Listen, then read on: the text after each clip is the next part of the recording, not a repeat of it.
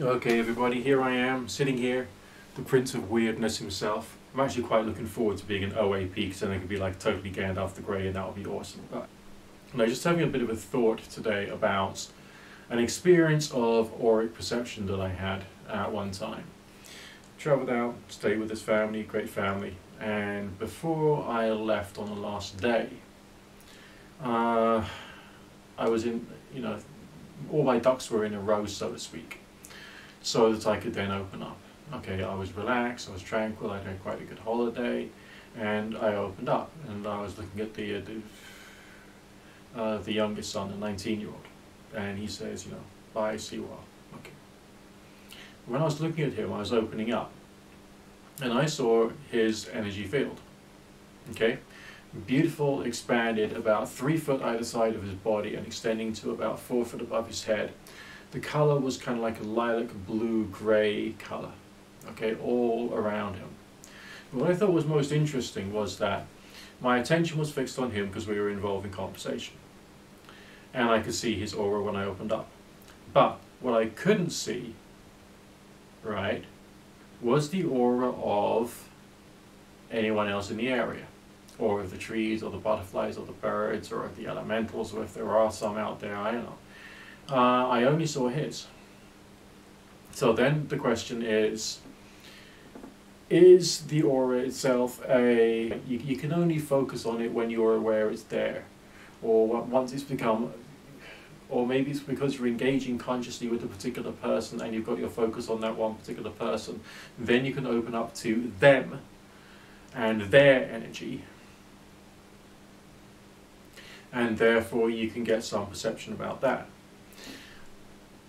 So from obviously the skeptical point of view is that, these things don't exist and so on and so forth, it's just hallucination or whatever.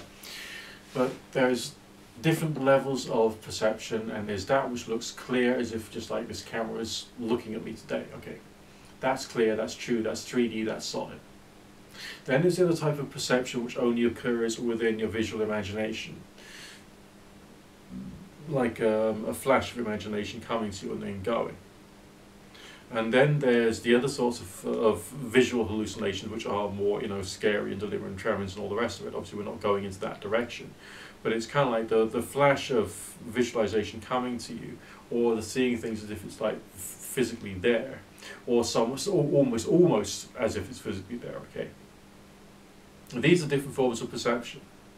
So therefore one can assume that one can open up in various different ways at various different times, taking into account the state of your body and mind at the time, and what you're capable to as a result of your perception and opening capable of doing. But then when it comes to actually seeing something, it has to be something that the intent, the focus, the concentration, the awareness is held upon. And also at the same time, there has to be the sensation of broadening awareness, the emotion of broadening awareness. What is that? What is that? What is that? Could that be some gamma wave activity happening, providing you with more ability to perceive and process more information? I don't know. It's a state of mind which feels like there's an opening or an awareness or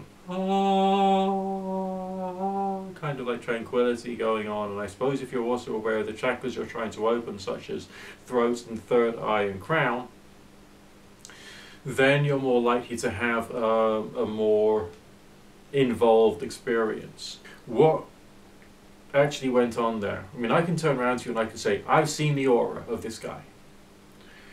I can turn around to you and say, I had an experience which was perceptual and of a certain quality which most people would recognize as a true vision of an aura.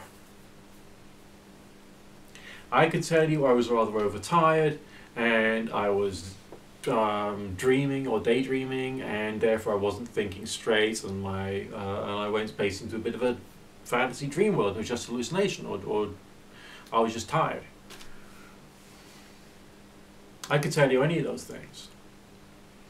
The fact of the matter is that experience happened, and I think it showed me and it illustrated to me the awareness of these various different states of mind and the awareness of the feeling of opening And the awareness of intention, of perception and direction has very real significant importance when it comes to all of this stuff, including things like the pendulum and, you know, dowsing, and obviously these toys here, okay, principal example, okay, but the feeling when you're doing that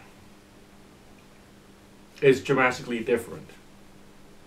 Okay, you're trying to encourage a feeling or an emotion or a personality to semi-overshadow your mind when you're doing Ouija board.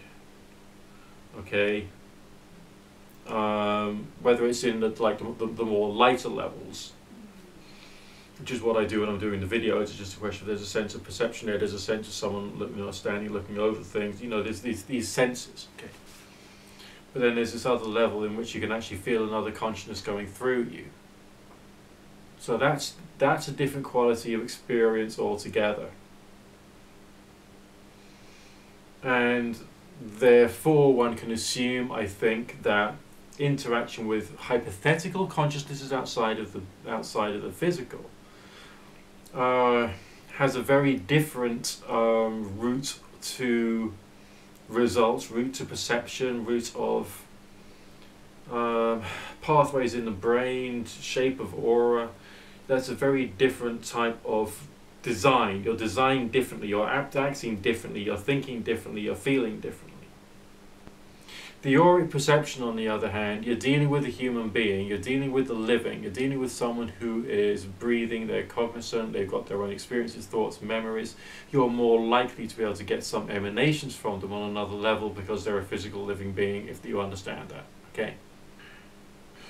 I mean, just like, you know, the state of perception that you have to go through when attempting an astral projection. I've only had one or two very, very mild ones recently, so I really have to, like, I'm dropping the ball on that game, I'm telling you.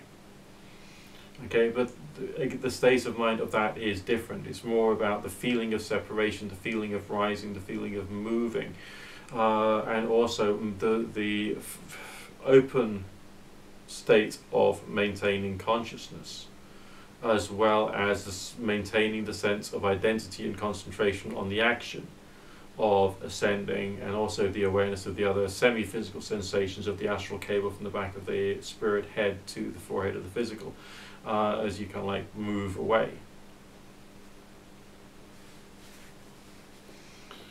Intention on all its various different levels is kind of like things you need to build a relationship with, build an understanding of.